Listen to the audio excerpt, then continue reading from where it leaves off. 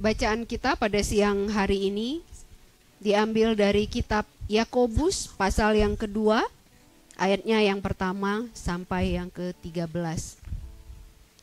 Yakobus pasal 2, ayat yang pertama sampai ke-13.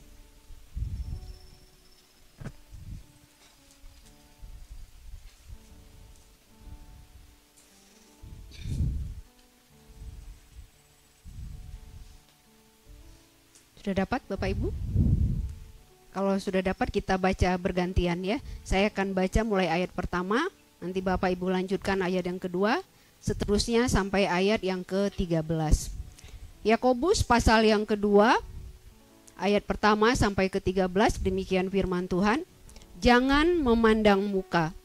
Saudara-saudaraku, sebagai orang yang beriman kepada Yesus Kristus Tuhan kita yang mulia, janganlah iman itu kamu amalkan dengan memandang muka.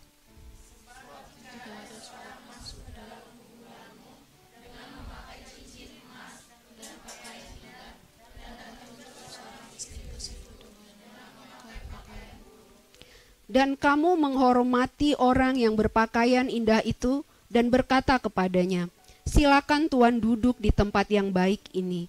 Sedang kepada yang miskin itu kamu berkata, berdirilah di sana, atau duduklah di lantai ini dekat tumpuan kakiku.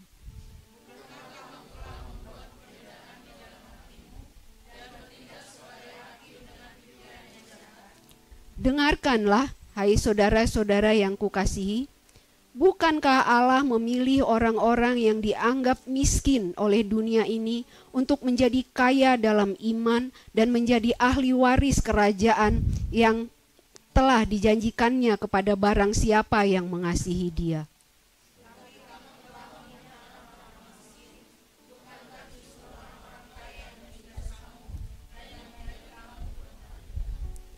Bukankah mereka yang menghujat nama yang mulia, yang olehnya kamu menjadi milik Allah?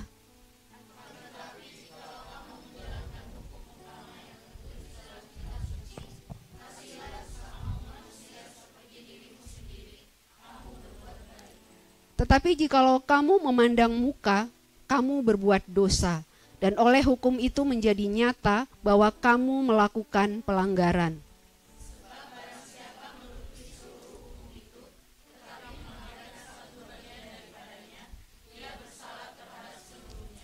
Sebab ia yang mengatakan jangan berzina, ia mengatakan juga jangan membunuh.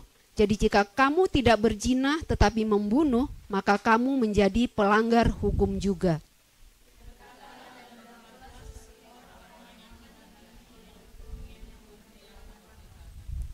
Sebab penghakiman yang tak berbelas kasihan akan berlaku atas orang yang tidak berbelas kasihan, tetapi belas kasihan akan menang atas penghakiman.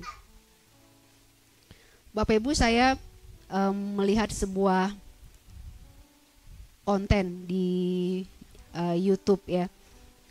Di situ digambarkan tentang suasana di sebuah showroom mobil. Ya, jadi ada seseorang ya, wanita tua berpakaian lusuh datang ke sebuah showroom mobil. Kemudian ketika bertemu dengan sales yang ada di situ tuh, dia mendapat perlakuan yang sinis gitu ya. Ketika dia coba bertanya tentang harga sebuah mobil di situ, gitu, sales yang ada di situ tuh memperlakukan dia itu kayaknya nggak sepenuh hati gitu. Dia berpikir, ini kan mahal Bu gitu, janganlah lihat ini gitu, ibu nggak akan sanggup beli gitu ya, ini harganya miliaran, nggak akan bisa gitu. Kalau mau lihat aja yang di sana itu tuh, sana harganya jauh lebih murah gitu ya. Tapi si ibunya bilang, tapi saya pengen tahu tentang ini, tolong dong jelasin kepada saya tentang mobil yang ini gitu. Nah, kemudian si sales girl ini tetap bilang, nggak usah, katanya ngapain gitu, kalau lebih baik yang sana aja gitu, toh yang ini ibu nggak akan sanggup beli gitu ya. Nah, kemudian di akhir video itu kemudian ditunjukkan Bapak Ibu ya, bahwa kemudian si ibu itu pergi dan nggak berapa lama dia kembali lagi dengan penampilan yang berbeda gitu ya, pakaian yang lebih bagus gitu kan. Dan ternyata kemudian dikatakan situ bahwa dia itu ternyata justru pemilik dari showroom mobil yang tadi dia datangi itu gitu. Jadi dia datang dengan pakaian lusuh itu sebetulnya mau menguji gitu ya, bagaimana karyawannya bekerja, bagaimana karyawannya memperlakukan orang-orang yang datang ke showroom mobilnya itu gitu. Nah, Bapak Ibu seringkali dalam kehidupan ini seperti itu ya kita ini gitu. Jadi memandang orang, menilai orang itu dari penampilannya, dari apa yang dia pakai gitu ya, apa yang dia naiki, apa yang dia bawa, apa yang terlihat ada di badannya gitu ya. Dan kemudian penilaian kita yang berdasarkan kepada penampilan orang itu mempengaruhi cara kita memperlakukan orang gitu. Kalau kelihatannya warnanya, wah ini orang hebat atau apa, kemudian kita memperlakukan dia dengan baik gitu ya. Tapi kalau orang yang kelihatannya biasa-biasa saja atau mungkin malah kelihatan lusuh, nggak menarik gitu, nggak kita anggap gitu. Nah, dalam bacaan kita tadi Bapak Ibu ya, Yakobus mengingatkan ya kepada orang-orang yang membaca suratnya ini ya, bahwa ternyata kehidupan yang seperti itu tadi Bapak Ibu tidak cuma berlaku di dunia di luar gereja ya, tapi kadang-kadang di dalam jemaat Tuhan pun perlakuannya seperti itu ternyata ada gitu. Jadi ada orang yang memperlakukan orang itu nggak sama gitu ya, pilih-pilih kasih, pilih-pilih. Mari kita lihat kembali bacaan kita hari ini ya. Bacaan ini sebetulnya adalah lanjutan dari pasal pertama Bapak Ibu, di mana Yakobus itu bercerita tentang menjadi pelaku firman ya. Jadi dia menasihatkan pembaca suratnya di sini bahwa orang itu tidak boleh hanya jadi pendengar firman saja, tapi harus jadi pelaku firman. Nah, tadi kalau kita baca di ayat pertama dia mengatakan apa? Janganlah kamu mengamalkan imanmu, katanya, dengan memandang muka. Jadi iman itu sesuatu yang harus diamalkan, sesuatu yang harus dibuktikan, ditunjukkan lewat kelakuan kita, gitu ya. Jadi kalau kita ini tahu banyak tentang firman Tuhan, banyak dengar tentang firman Tuhan, hafal banyak ayat-ayat firman Tuhan, atau mungkin tahu banyak tentang teologi, tahu banyak tentang doktrin-doktrin, tapi kalau itu semua tidak terlihat dalam kelakuan kita, dikatakan nggak ada gunanya gitu ya. Jadi apa yang kita tahu dari firman Tuhan itu harus diamalkan, harus ditunjukkan lewat perbuatan kita. Nah, tapi tadi dikatakan dalam mengamalkan iman kita itu jangan memandang muka. Ya, tadi dia katakan di bagian pertama, di ayat yang pertama itu dikatakan saudara-saudara yang beriman kepada Yesus Tuhan yang mulia ya. Jadi dia sengaja katakan Tuhan yang mulia. Supaya apa? Supaya kita ini ingat Bapak Ibu bahwa apapun yang kita lakukan di dalam kehidupan kita itu tujuannya itu harusnya satu ya, kemuliaannya Tuhan. Jangan lupa bahwa Tuhan yang kita iman itu adalah Tuhan yang mulia. Jadi kalau kita melakukan apapun dalam kehidupan kita, kita harus ingat bahwa kita harus selalu mempermuliakan nama Tuhan. Nah, kemudian di ayat 2 Yakobus memperjelas ya, apa yang dia maksud dengan memandang muka. Tadi kita baca dikatakan, jadi kalau ada dua orang masuk ke dalam rumah ibadahmu, yang satu datang dengan pakaian yang bagus, yang indah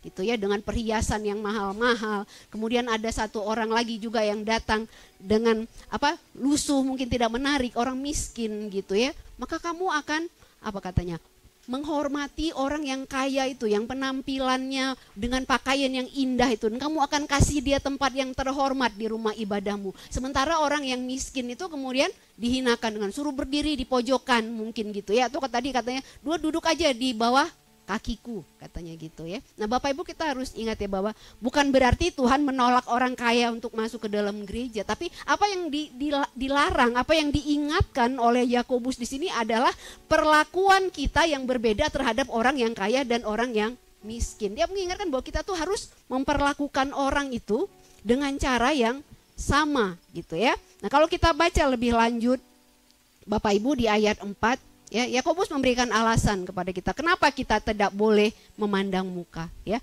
Kalau kita baca di ayat 4 tadi dia katakan, bukankah kamu telah membuat pembedaan di dalam hatimu dan bertindak sebagai hakim dengan pikiran yang jahat. Jadi memandang muka Bapak Ibu itu sebuah kejahatan di matanya Tuhan ya. Tadi dia katakan kamu membedakan di dalam hatimu. Nah, kalau seseorang ya memperlakukan orang lain dengan cara yang berbeda, Bapak Ibu ya, orang kaya, orang miskin diperlakukan dengan cara yang berbeda, maka pasti dia punya motif yang lain ya.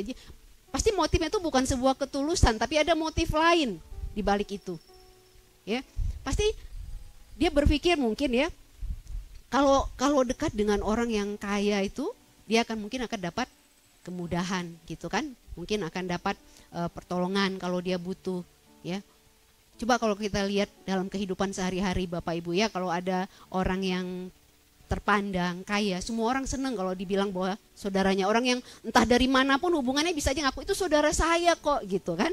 Oh, kita kan satu kampung, kita kan ini itu. Coba kalau orang yang miskin gitu ya, yang saudara pun kadang nggak diaku saudara gitu ya. Nah, tapi tadi dalam bacaan kita Tuhan katakan itu sesuatu yang jahat. Karena kalau orang itu membeda-bedakan orang, maka dia tuh sebetulnya tidak punya ketulusan di dalam hatinya itu ya. Di dalam hatinya itu sebetulnya ada niatan yang lain, mencari keuntungan bagi dirinya sendiri, ada egoisme di situ kan. Jadi sebetulnya niatannya untuk dekat sama orang itu karena dia merasa bahwa kalau dekat sama orang ini tuh bakal dapat keuntungan. Sementara kalau orang yang miskin tadi untuk apa gitu ya, dia pikir jangan-jangan kalau aku dekat sama dia nanti dia malah nyusahin aku gitu kan, bisa-bisa besok tiba-tiba datang ke rumah bilang pinjam dulu dong 100 gitu kan. Iya, makanya Tuhan katakan bahwa itu sesuatu yang jahat gitu ya. Dan tadi dikatakan kamu tuh menempatkan dirimu sebagai hakim terhadap saudaramu. Bapak Ibu, kadang-kadang dalam kehidupan ini orang itu mengukur berkat dan perkenanannya Tuhan terhadap seseorang itu lewat apa yang dipunyai. Kalau orang itu kelihatannya kaya gitu ya, hidupnya kelihatannya enak, lalu orang berpikir, oh dia ini orang yang diberkati oleh Tuhan. Dan karena dia diberkati oleh Tuhan, maka pastilah dia ini orang yang berkenan kepada Tuhan gitu. Tapi apakah itu benar Bapak Ibu ya? Ada, jangan kita salah menilai gitu ya. Karena apa? Karena ada orang miskin yang dalam kemiskinannya itu justru hatinya itu terbuka untuk firman Tuhan ya. Dia merasa bahwa dalam hidup itu tidak ada harapannya yang lain selain daripada Tuhan, sehingga dia mendekatkan dirinya kepada Tuhan. Tapi ada juga orang yang karena kemiskinannya kemudian dia menjauh daripada Tuhan. Masih ingat ya drama Natal kita kemarin kan? Perannya Pak Dwi, dia bilang apa? Aku patah hati Tuhan padamu. Kenapa? Karena merasa tidak diperlakukan adil oleh Tuhan. Karena merasa Tuhan tidak memperdulikan dia. Karena merasa Tuhan tidak memperhatikan dia. Akhirnya kemiskinannya justru menarik dia menjauh daripada Tuhan. Sebaliknya ada juga orang kaya dalam kekayaannya. Dia tidak berhenti bersyukur kepada Tuhan karena dia menyadari bahwa apa yang dia punya itu semua sumbernya adalah daripada Tuhan. Karena itu dia menggunakan apa yang dia punya itu untuk kemuliaan nama Tuhan. Tapi ada juga orang kaya yang dalam kekayaannya justru menjadi angkuh dan sombong, merasa tidak lagi butuh Tuhan karena dia merasa bahwa dengan kepunyaannya, dengan semua apa yang dia miliki itu udah cukup untuk dia. Dia nggak butuh lagi pertolongannya Tuhan.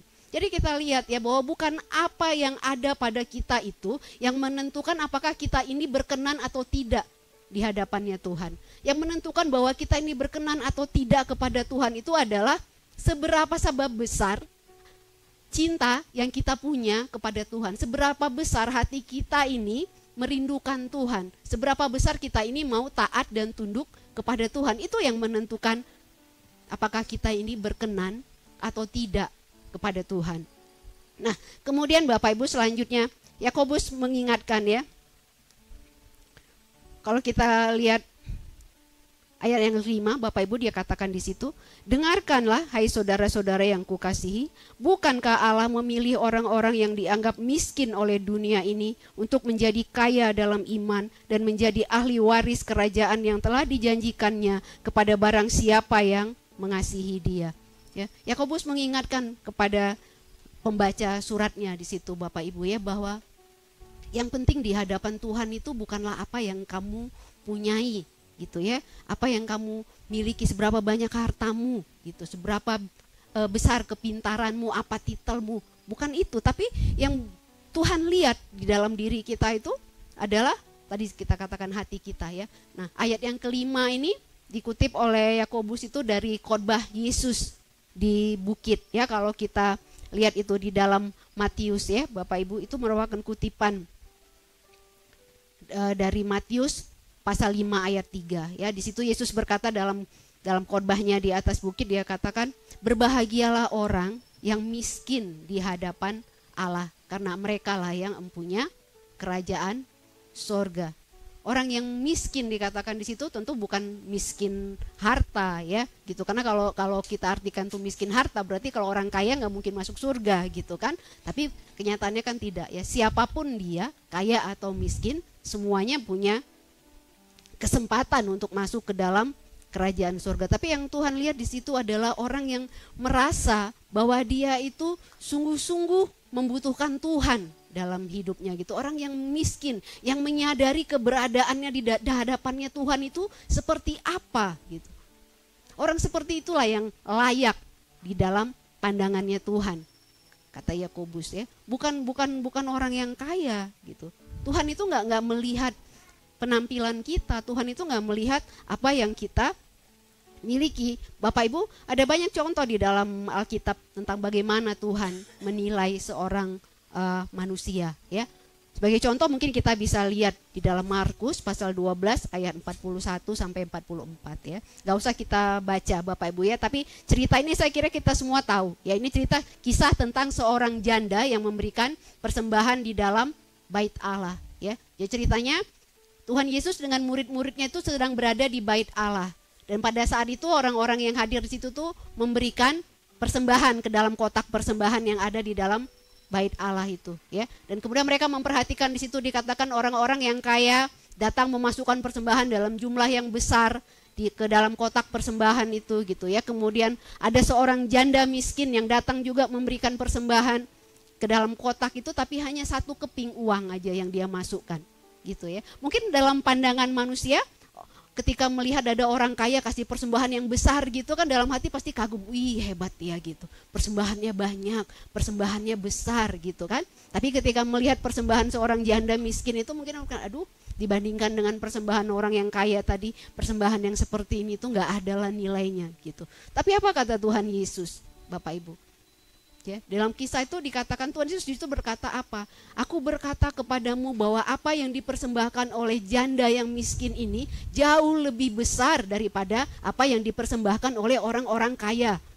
Yang tadi itu katanya itu. Kenapa begitu? Karena orang-orang kaya itu memberi dari kelebihannya.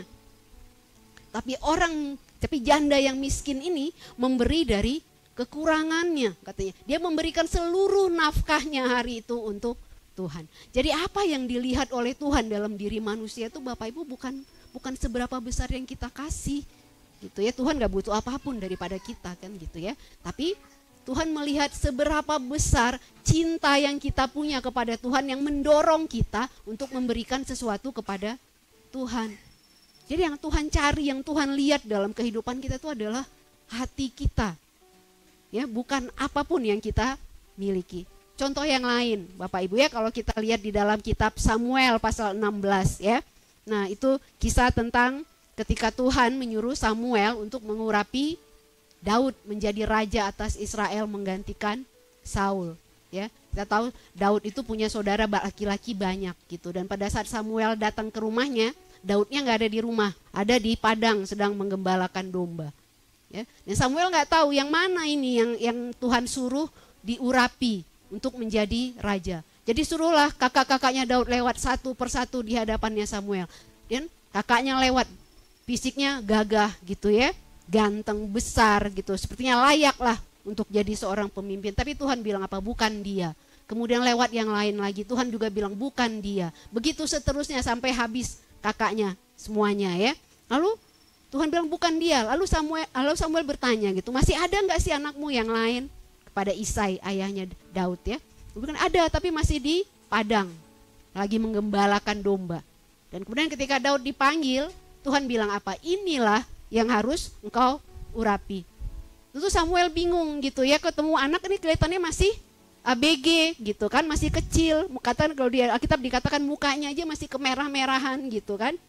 Tapi Tuhan bilang inilah yang diurapi. Dan dalam keraguannya Samuel, Tuhan bilang apa? Bukan yang dilihat manusia, katanya gitu ya di dalam Samuel pasal 16 ayat yang ke-7b kalau kita baca dikatakan bukan apa yang dilihat manusia yang dilihat oleh Tuhan. Manusia melihat apa yang ada di depan mata, tapi Tuhan melihat hati. Ya sekali lagi Bapak Ibu, ya jangan pernah membanggakan apa yang kita punyai di hadapannya Tuhan, karena bukan itu yang Tuhan cari. Yang Tuhan cari adalah hati kita, cinta kita kepadanya, ya. Nah, kemudian Bapak Ibu, kenapa memandang muka itu adalah tidak baik gitu ya, tidak boleh, ya. Yang kedua, kalau kita baca di ayat selanjutnya itu dikatakan oleh Yakobus, ya, di ayat yang ke-8 dikatakan, akan tetapi jikalau kamu menjalankan hukum utama yang tertulis dalam kitab suci, kasihilah sesamamu manusia seperti dirimu sendiri, kamu berbuat baik. Ya, kemudian di ayat 10 dikatakan, sebab barang siapa menuruti seluruh hukum itu, tetapi mengabaikan satu bagian daripadanya, ia bersalah terhadap seluruhnya. Gitu ya. Jadi dikatakan bahwa memandang muka itu adalah apa? Pelanggaran terhadap hukum Allah. Gitu ya. Kita ingat ya Bapak Ibu bahwa Tuhan Yesus pernah bilang, hukum yang utama dan terutama di dalam kitab suci itu apa? Yang pertama adalah kasihilah Tuhan Allahmu dengan apa? Dengan segenap hatimu, segenap jiwamu, segenap akal budimu, dan dengan segenap kekuatanmu. Dan yang kedua yang sama dengan itu kata Tuhan, kasihilah sesamamu manusia seperti dirimu sendiri. Jadi ketika kita memandang muka, katanya berarti kita sudah melanggar hukum kasih, ya. Nah, kalau di dalam Alkitab kita terjemahan baru Bapak Ibu, ini diterjemahkan sebagai hukum yang utama gitu ya. Tapi saya lihat di dalam terjemahan bahasa daerah saya, bahasa Karo, itu dikatakan hukum kerajaan Allah. Ya, dan ternyata ketika lihat di dalam terjemahan bahasa Inggris King James sama juga gitu ya, dikatakan royal law. Jadi hukum ini adalah hukum yang berasal daripada Allah yang adalah apa? Raja bagi kita gitu ya. Bapak Ibu, kalau kita lihat ya, kalau Bapak Ibu suka nonton film-film tentang kerajaan zaman-zaman dulu atau cerita-cerita zaman dulu ya. Nah, kalau waktu saya kecil saya suka baca dongeng-dongeng tentang kerajaan-kerajaan zaman-zaman dulu Bapak Ibu ya. Jadi kalau dikatakan kalau kerajaan zaman dulu itu ucapannya raja itu setara dengan hukum ya. Kalau raja itu bertitah, raja itu bicara, maka ucapannya itu adalah sebuah hukum yang wajib diikuti oleh semua rakyatnya. Ya. Mengabaikan satu perintah raja itu sama dengan melanggar perintah raja, dan orang itu harus mendapatkan akibat dari pelanggarannya gitu. Dan dengan Tuhan pun kita sama, tadi kita lihat ya apa yang dikatakan oleh Yakobus. Kalau kamu melakukan hukum Tuhan tuh nggak boleh pilih-pilih, katanya, lakukan semua. Karena hukum Tuhan itu satu kesatuan gitu. Jadi kalau kita melanggar satu, ya tetap kita bersalah terhadap hukumnya Tuhan. Jadi nggak bisa kita bilang aku cuman melakukan ini kok, tapi kan aku sudah melakukan yang lain, aku cuman melanggar yang satu. Kata Yakobus itu nggak berlaku. Gitu ya, saya pernah ungkapkan juga dulu dalam penyampaian firman Tuhan beberapa waktu yang lalu Bapak Ibu, bahwa kita ini nggak sama dengan anak sekolah yang lagi ujian gitu ya. Kalau anak sekolah yang lagi ujian itu, kalau soal ujiannya ada 10 gitu, kemudian nilai KKM-nya misalnya 70, maka kalau dia bisa mengerjakan 7 soal, dia udah lulus gitu ya. Walaupun yang 3 itu salah, ya udah lulus gitu. Kenapa? Karena sudah lewat batas KKM-nya. Tapi kalau di hadapannya Tuhan, Bapak Ibu, KKM-nya itu apa? Sempurna. Gak boleh ada yang dilanggar. Melanggar satu berarti melanggar semuanya. Melanggar satu ya tetap bersalah gitu. Itu sebabnya Bapak Ibu di dalam kitab Roma ya, kalau kita lihat dalam kitab Roma pasal 3 ya, ayat 23 sampai 24, mungkin boleh kita lihat sebentar ya. Roma pasal 3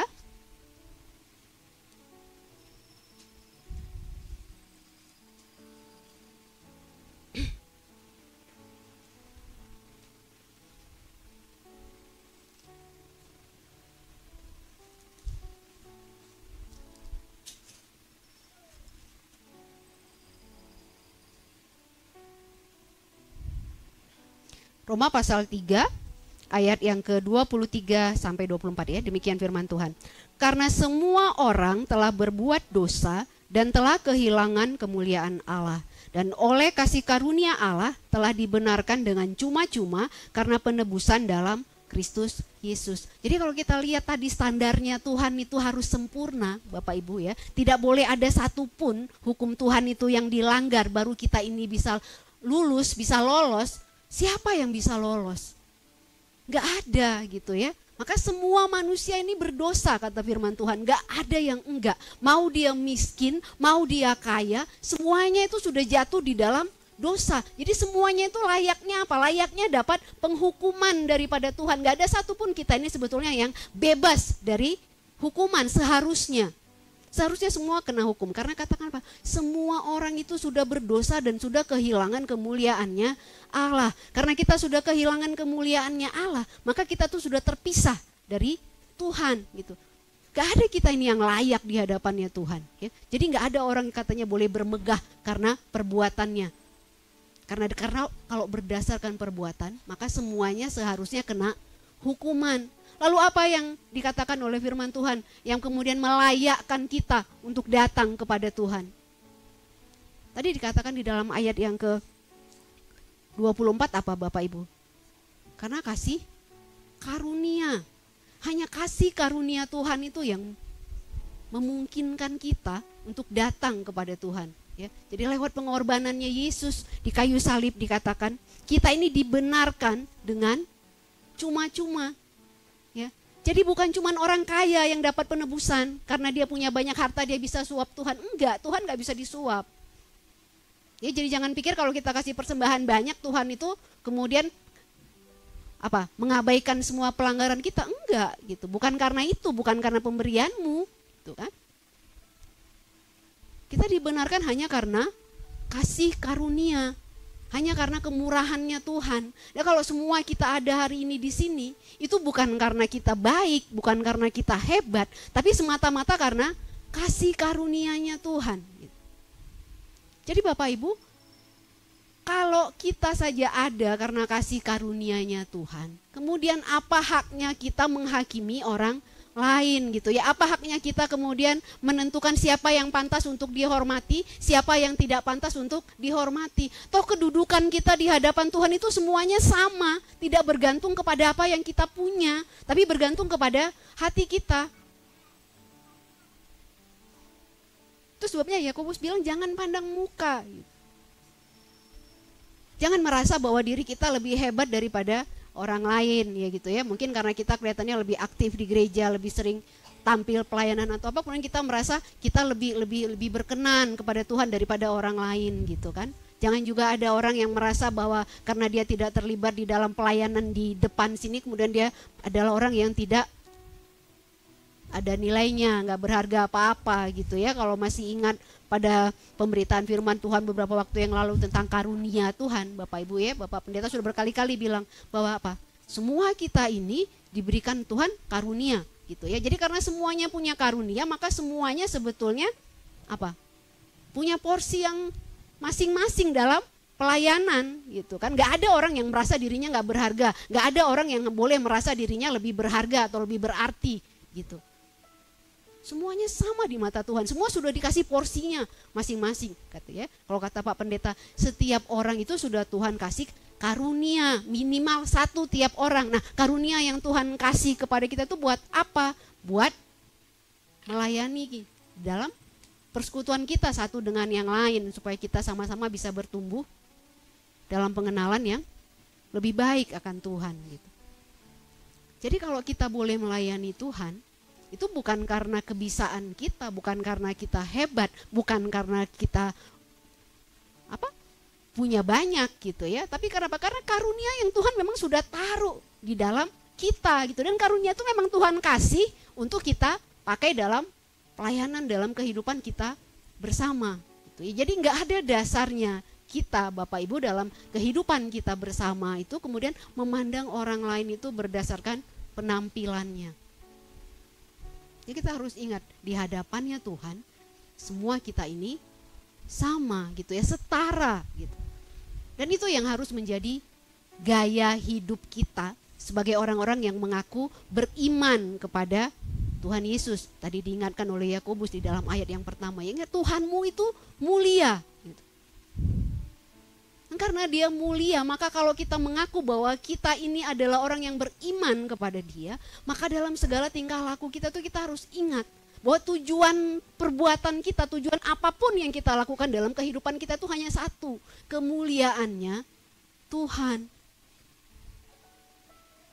Nah, Bapak Ibu Saudara,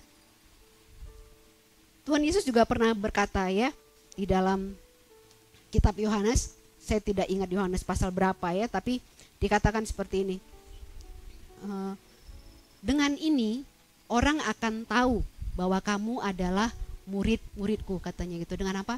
Kalau kamu hidup saling mengasihi. Jadi ternyata gaya hidup kita dalam kehidupan kita bersama-sama dalam sebuah komunitas, Bapak Ibu, dalam kehidupan kita bergereja itu adalah sebuah kesaksian kita terhadap dunia luar gitu. Seharusnya itu menjadi kesaksian kita terhadap dunia luar. Seharusnya lewat cara hidup kita orang bisa menilai siapa kita gitu.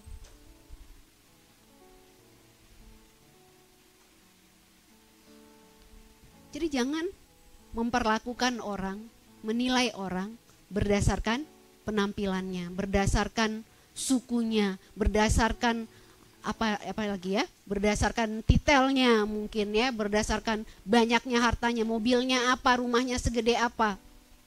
Bukan itu ukurannya, Bapak Ibu ya. Sekali lagi, ketika kita ini tidak layak, Tuhan itu sudah mengasihi kita. Tuhan itu sudah memberikan belas kasihannya kepada kita ketika kita masih berdosa, kata Rasul Paulus dalam kitab Roma. Ya. Lalu kalau sedemikian besar belas kasihannya Tuhan kepada kita, maka selayaknya kita juga menunjukkan belas kasihan kita kepada saudara kita.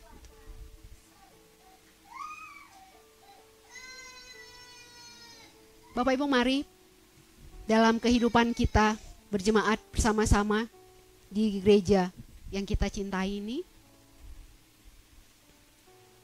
kita melakukan segala sesuatu itu dengan dasar kasih yang tulus ya, seperti apa yang Tuhan sudah teladankan kepada kita. Jangan lagi kita lebih menghormati seseorang karena keberadaannya ya, kemudian kita tidak menganggap yang satu karena dia biasa-biasa saja.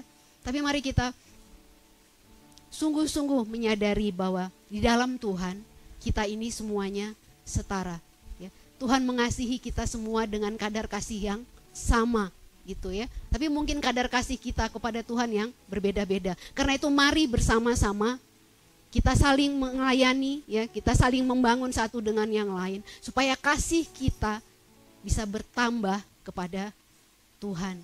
Supaya hidup kita ini sungguh-sungguh menjadi sebuah kesaksian bagi orang lain, sehingga orang bisa mempermuliakan nama Tuhan lewat kehidupan kita. Amin. Mari kita berdoa.